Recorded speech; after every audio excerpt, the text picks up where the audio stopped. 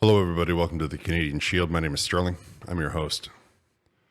So we're going to go a little bit of an expansion in this episode. We're going to cover some international stories. It'll be the first time I do that on this channel. I was been trying to avoid it. I was going to launch it in September, but I'm just going to do it now because it seems to be the time. Now, a couple of stories that we're going to cover are about EV battery factory plants that the government promised us were going to be the savior of Ontario, the savior of Canada. We were going to lead the world in electric battery production. I heard Justin Trudeau say it. I heard Chrystia Freeland say it. I heard Sean Fraser say it. I heard every Liberal stood up and said that as a soundbite. Turns out that two of those plants are not going to be built, and I suspect that they'll probably still take out all of the major resources that they require to build them elsewhere, but they're not going to be building them here in Canada. Massive riots are going on in Bangladesh, and this story is important because it is rooted in nepotism, and that is something that in Canada we have to be careful of. And the way that this country is going is probably in that direction if we don't, as a nation, stop it in its tracks.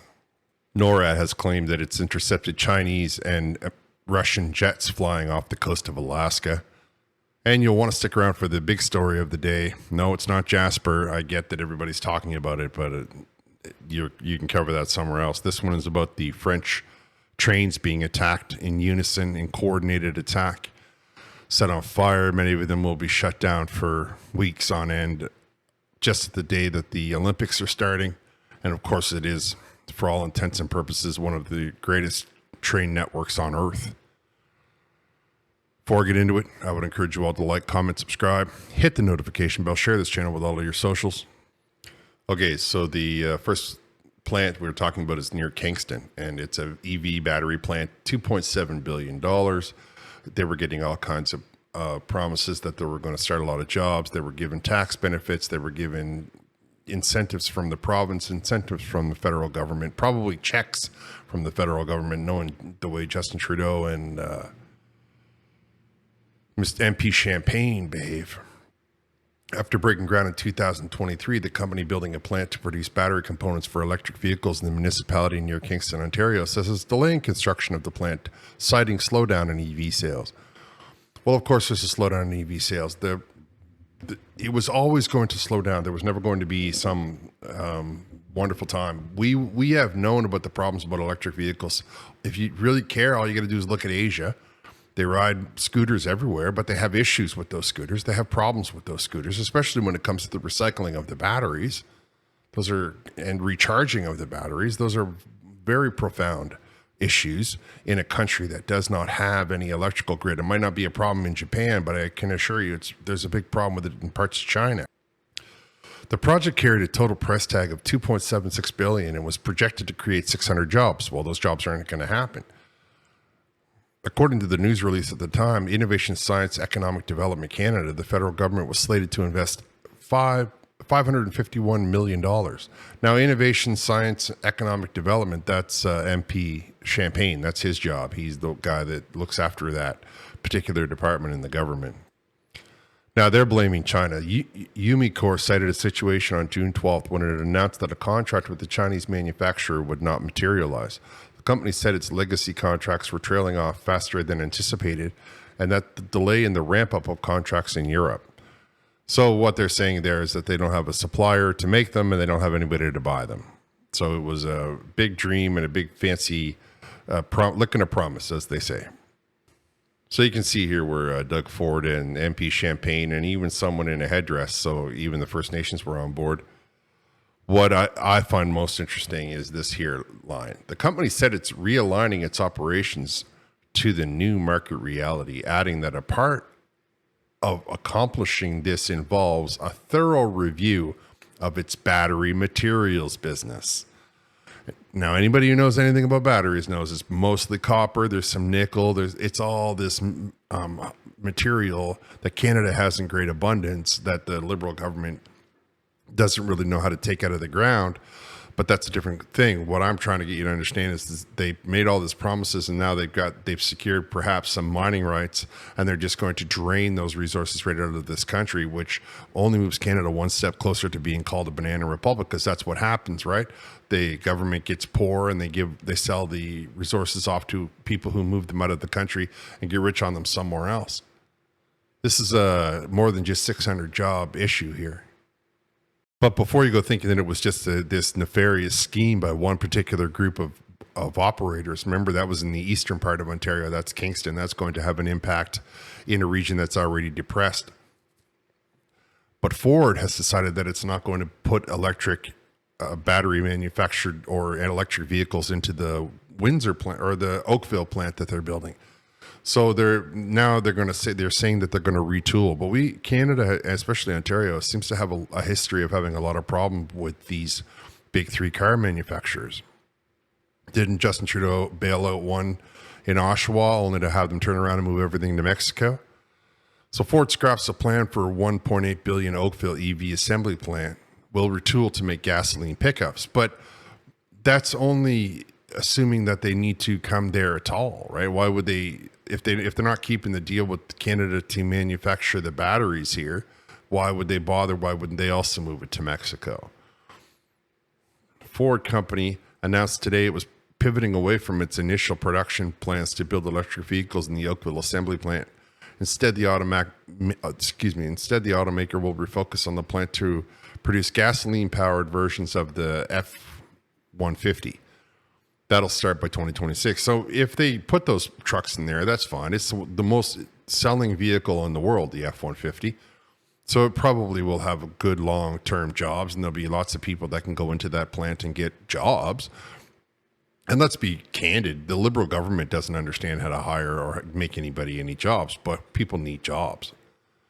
And it's unfortunate that it's Oakville, because nothing against Oakville, it's just that Oakville is already a very developed part of the country, and it would be nice if these jobs were going into places that are not so economically sound.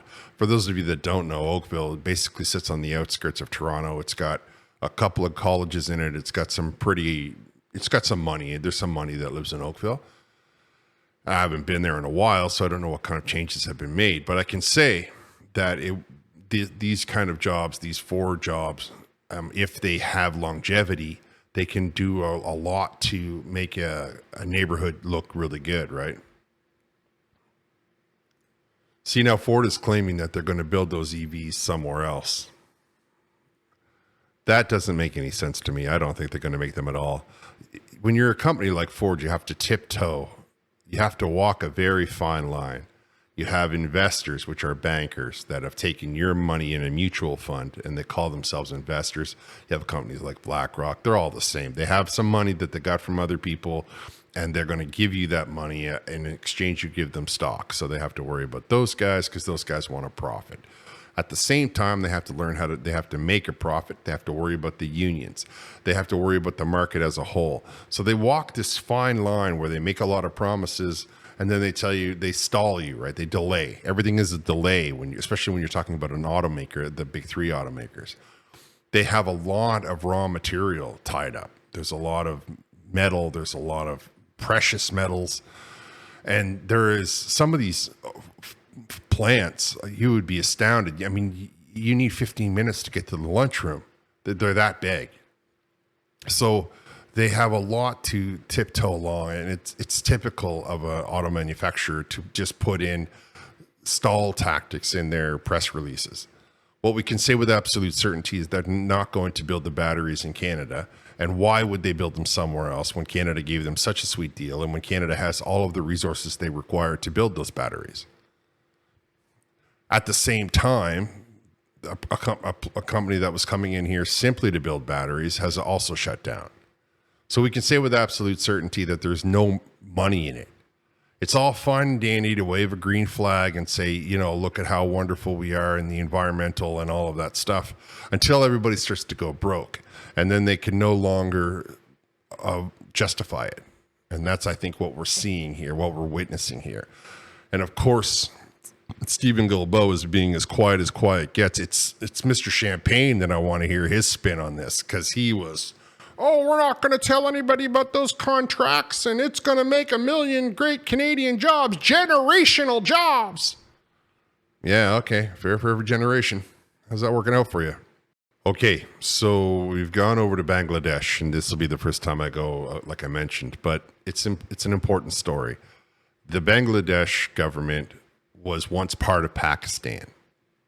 To understand what's going on here, you have to understand where it begins. They used to be called, I think, East Pakistan, and they wanted to be separate from Pakistan because they have a high. When Britain left India in the 40s, they partitioned it into 3 countries: India, Pakistan, and was the time was known East Pakistan, which is now known as Bangladesh. And it held that way right into the 70s, when Bangladesh decided that they didn't want to be part of Pakistan anymore, and there was a war. That war was many faceted. It was Bangladesh against Pakistan against India.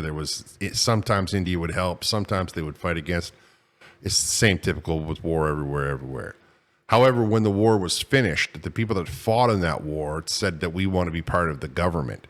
And now the government jobs, which are essentially the only jobs worth having in this country, were for a long time, right up until like 2018, reserved specifically for the people who, the ancestors, the descendants, of the people who fought in that war. Those jobs are reserved specifically and only for people who were, descendants of people that fought in the 70s in that war,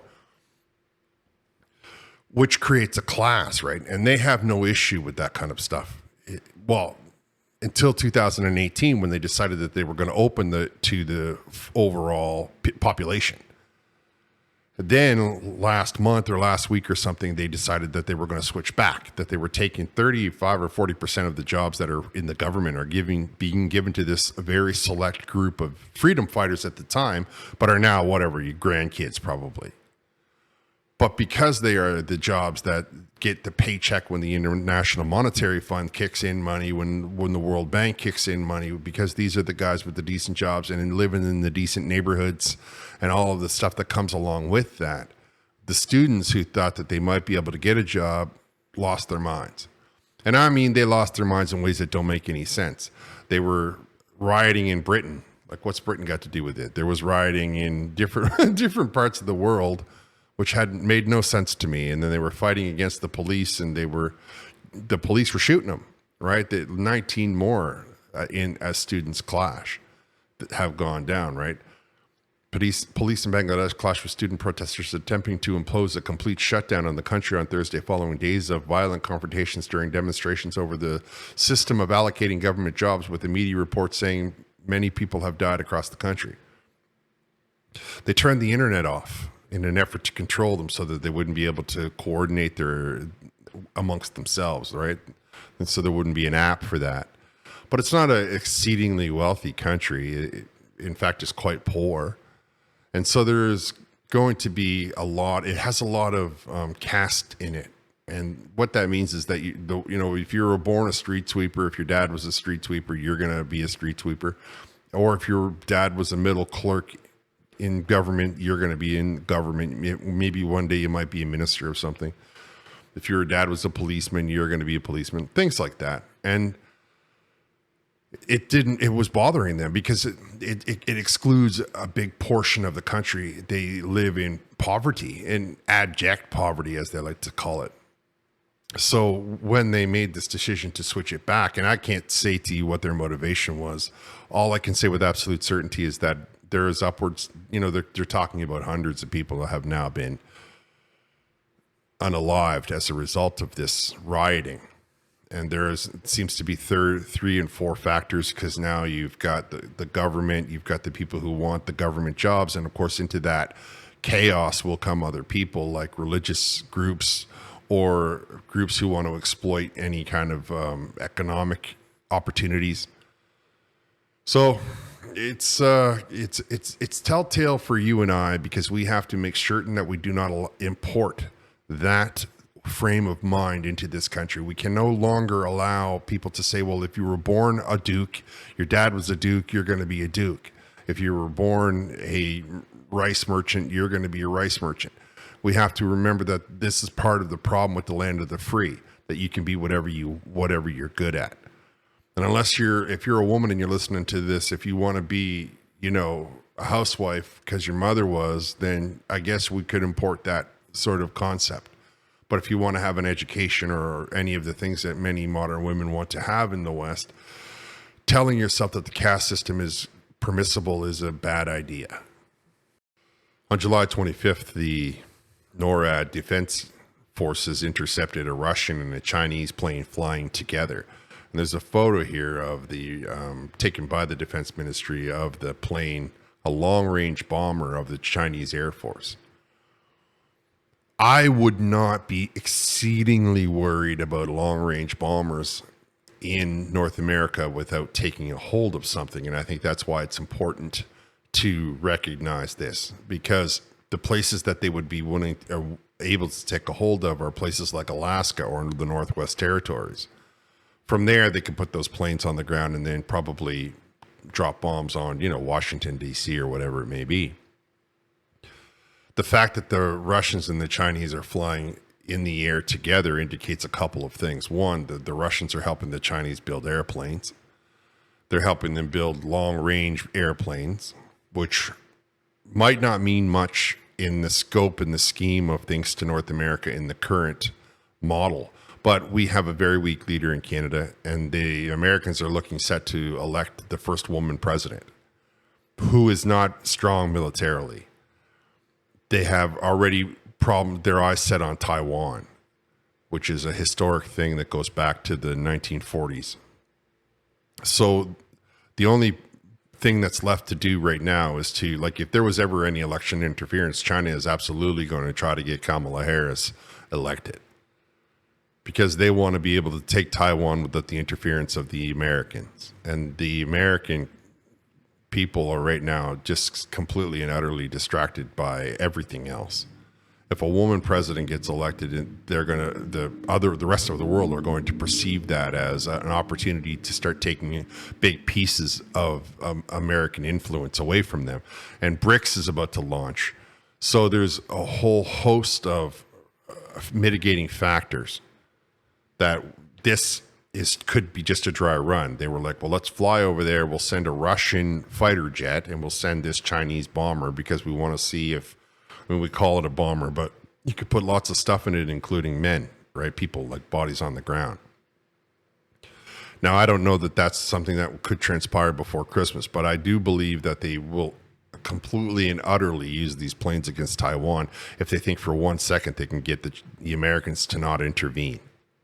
And that, to the Chinese, is a big deal. That's important to them. So it's something to consider that Canada's military is at the weakest it's ever been. Our leadership is in shambles. All of the promises that they make keep breaking, including electric batteries. We have a new head of our military who, even if she's the most competent soldier in the world, is not going to be that ingrained in the systems just yet. She just started, so you got to give her a month or two to get her hands on the reins. And like I say, the American voter, it looks like it's swinging full swell over to let's make a girl president. So all of these factors are important if you want to consider that the Russians and the Chinese are being very militaristic. And don't forget that also includes Syria. So it's something to keep our eye on, and I hope that the Canadian military, not NORAD so much, but I hope that Canada itself can be prepared for it. All right, so lastly, saving the best for last, we're going to talk about the trains in France and how there was a coordinated attack on many of the lines. They lit fires, things were burning. Many of these trains it's not just that they went over and broke the line, that it's weeks of damage in some cases. The Eurorail is closed, like the tunnel between Britain and France is closed for at least a couple of days. That's not as significant as the rest of the country. What's really important is the fact that A, it was coordinated, and B, it happened the night before the Olympics started. Like, you would think that they would want to do it once the Olympics are up and running to make a big statement when there's more press looking, right? So then I got to think, well, why would they worry about doing it beforehand? And the only thing that makes sense is that they have something planned for these, because most of these events are happening in Paris proper. They're not spread out all around the country. And which would mean, so what would you want to do? You would want to cut the support off for that city. And the best way to do that in France is with rail network. Their rail network is way better than their road network. Their rail network moves very fast. High-speed trains move at a couple of 100 kilometers an hour. This particular model, they're not magnetic trains. They're high-speed rail. I think they're diesel. However, cutting off it's a very efficient system. It's, like I said in the intro, it's one of the best on the earth. They might have some better ones in Japan and things of that nature, but it's a very close thing. They are always on time. They run very, very efficiently, and what's more important is the country uses them very much. They don't take their car if they don't have to. They will take the train, and they will revolve their job, apartment, and grocery shopping around it. So it makes me wonder why they would go ahead and do that. But it's all over the country. There's fires burning. There's wires that are being destroyed. This will take a couple of weeks. Some of the train rails will be down, so it's going to affect the gross domestic product, because people are not going to be able to get to work as well. People's Euro-rail passes are now going to expire. This all at a time when they're having a big beef over the government, over the way that they had just had an election, and the right-wing party won a third of the seats, and one of the parties is campaigning on having the open borders. So they might be looking to make a statement. They might be looking to do something like Munich 76. I don't know. It'd be worth keeping your eye on. Probably more worth than any of the events that are going to transpire. But that's just my opinion. I think that there's going to be more to it than just this. This doesn't make any sense that this would be the only thing. All right, I'm going to wrap here. I want to thank you all for listening. I'll talk to you next time.